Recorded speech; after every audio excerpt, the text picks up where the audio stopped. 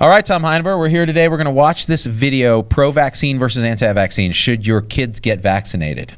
The answer is yes. We don't need a stupid video to tell us that. Spoiler alert!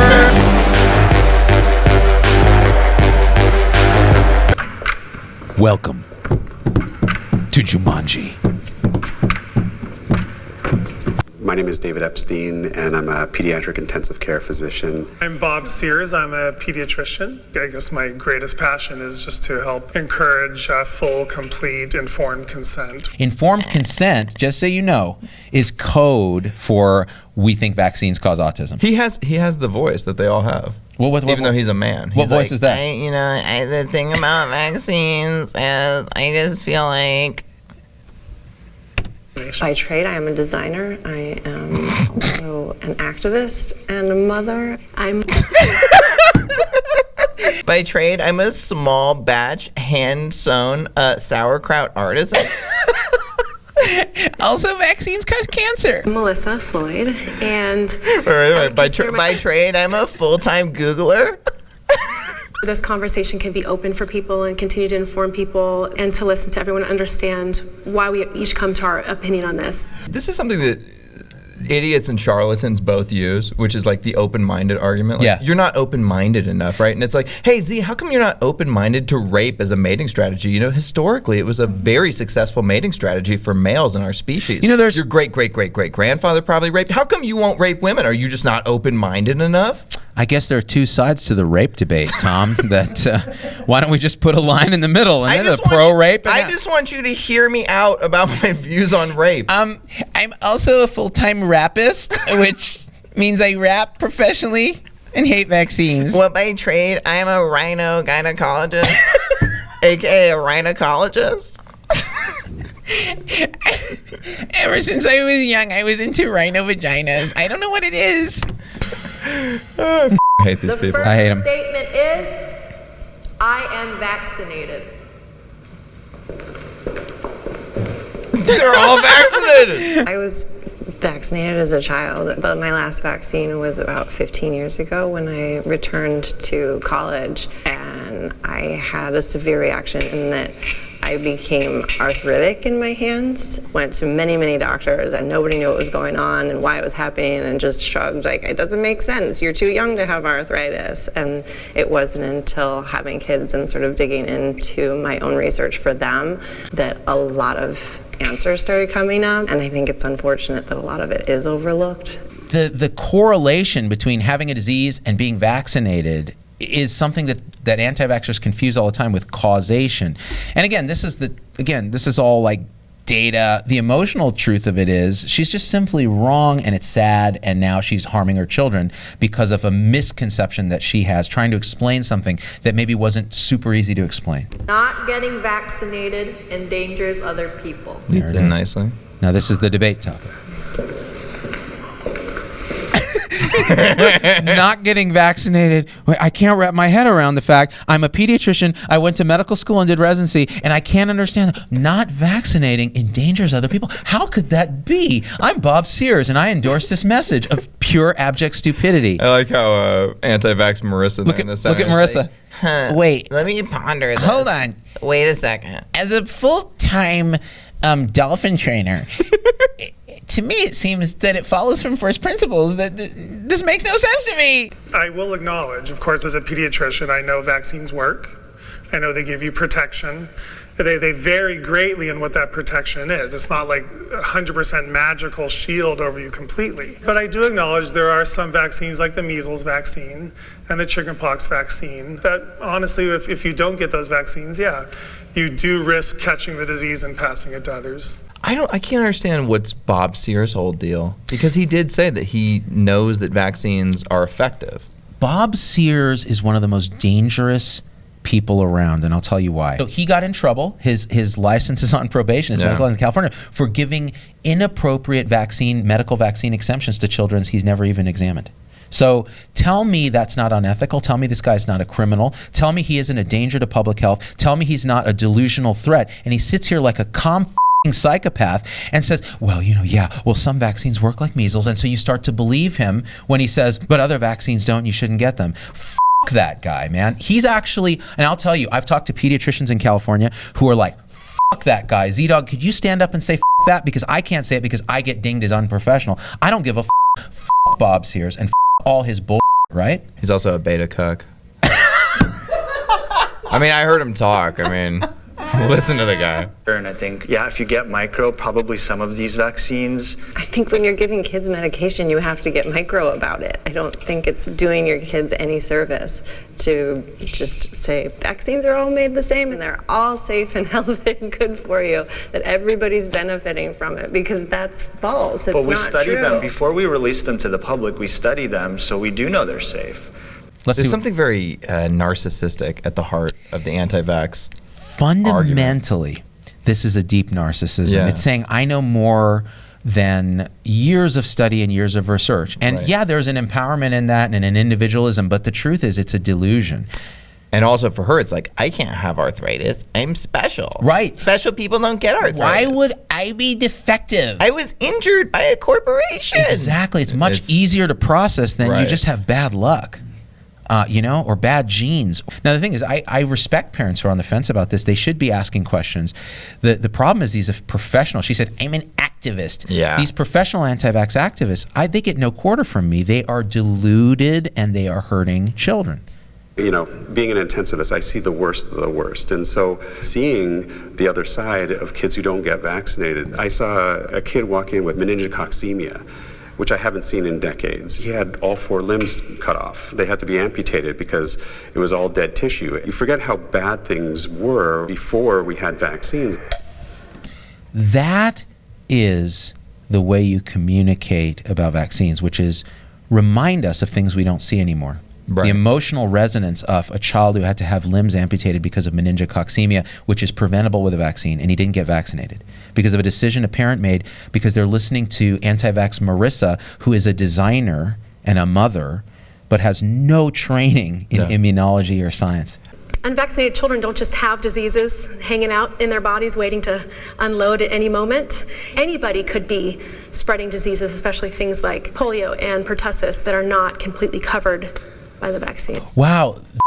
I mean, look, she just doesn't understand the basis of science in this. Bob Sears is siding with people like this. Yeah. Like what she just said is crazy dangerous, it's crazy stupid, wrong. irresponsible. And let me just quickly say why. And he's giving her, he's giving her fodder. She's basically saying you can spread polio and pertussis being vaccinated. This is true. You know why? Because of the unvaccinated population that creates a reservoir and an opportunity for infection. Even partial immunity to those things in a large community where you have 95% vaccine penetrance. And in that kind of community immunity situation, you're much less likely to spread the disease. And this has been shown. So she's absolutely wrong, but she says it with a calm confidence and a demeanor that will convince mothers. Dangerous. It wasn't until she had a reaction and several reactions that I actually had to look at it differently, where I realized by continuing vaccinating for her, that actually would hurt her. And yet everyone wants me to do it for the population as if I'm supposed to continue to sacrifice my child for everyone else. So let's think about that. Let's say your kid really did have a vaccine reaction, the 1 or 2 in a million, right? That's like saying, you got in a car accident and the seatbelt killed your child. That's fine. You don't want to put seatbelts on your other kids? That makes no sense.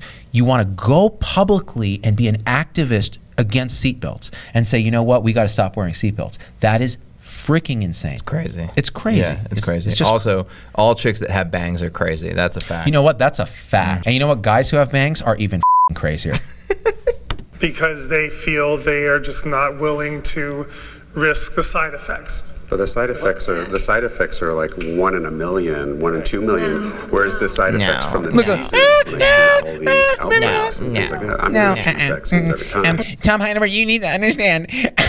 I am a hip-hop-opotamus by trade, and you're just wrong on these statistics. Don't you love how the minute that he says that, they all no. Yeah.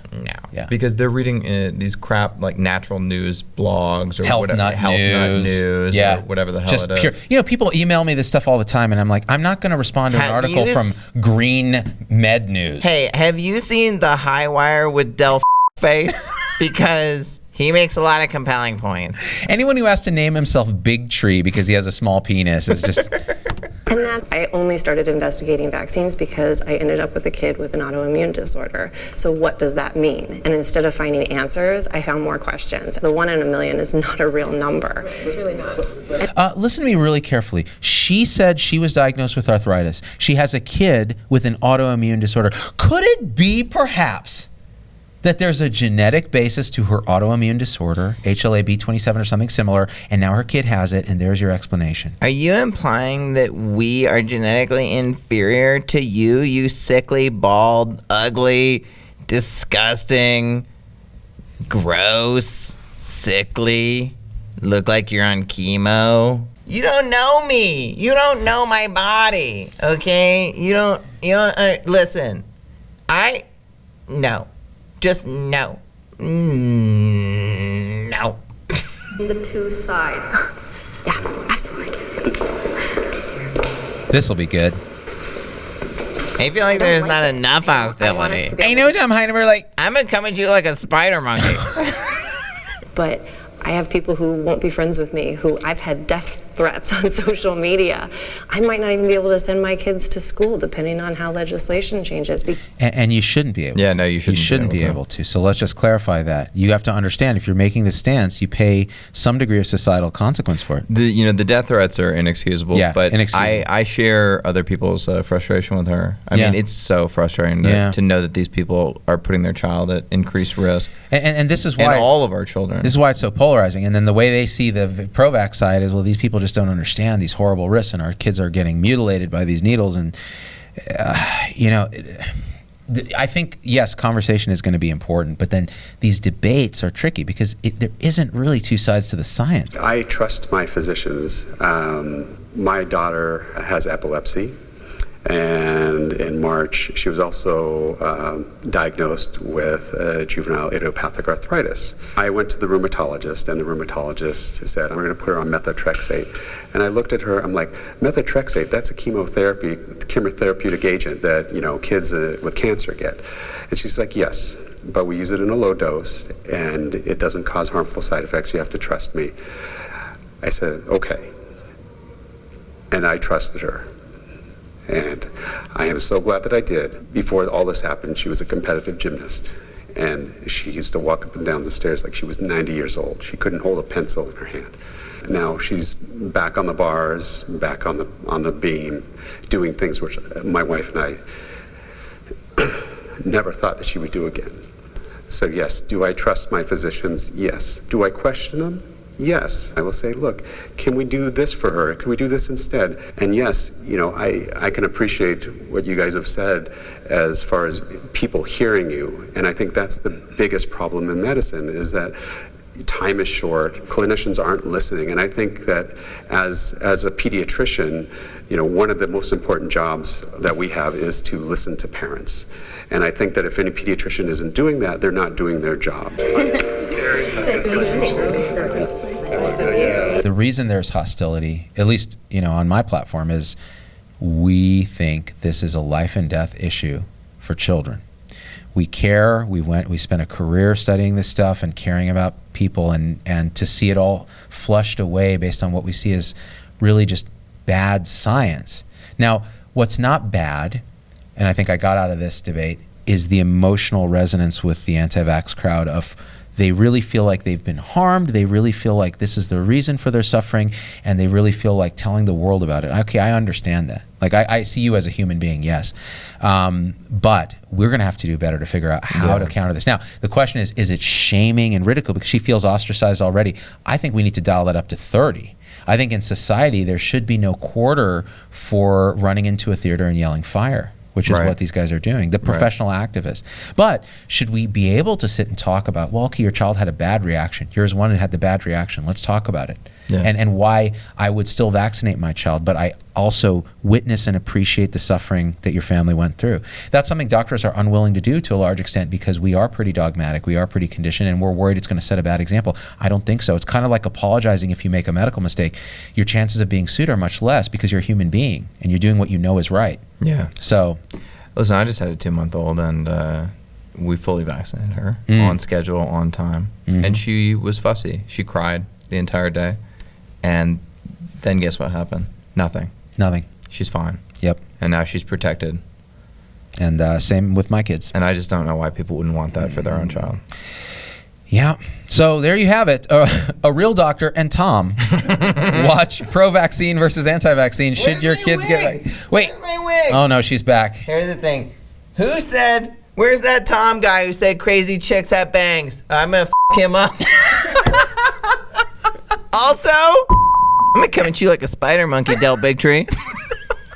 By trade, I'm a certified Reiki proctologist. By trade, I run a porn site that specializes in camel toes. By trade, I'm a personal shopper. By trade, I sell other people's things on eBay for them. By trade, I'm in a pyramid scheme. By trade, I'm the pyramid in the pyramid scheme. By trade, I paint the eyelashes on sex dolls.